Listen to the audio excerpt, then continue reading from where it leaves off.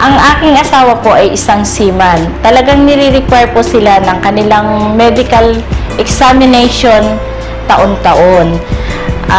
Lately na lang po, nani-require po sila na examination nila para sa Hepa B.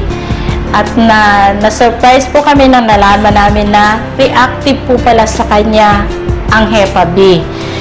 Nag-second opinion po kami sa ibang doktor and then sinabi na wala nang kagalingan ang Hepa B. Last November po, nagkaroon po ulit siya ng medical examination bago po siya umakyat uli ng barko.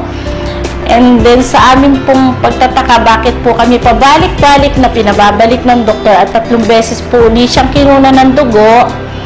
At nang tinanong namin po ang doktor kung bakit, sinabi po sa amin na non-reactive na yung kanyang Hepa B. Tinanong po kami ng doktor kung anong tinitake niya.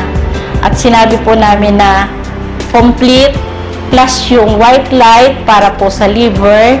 And then lately po yung ating C24/7. Naniniwala po kami na sa produkto ng AIM Global ay walang imposible.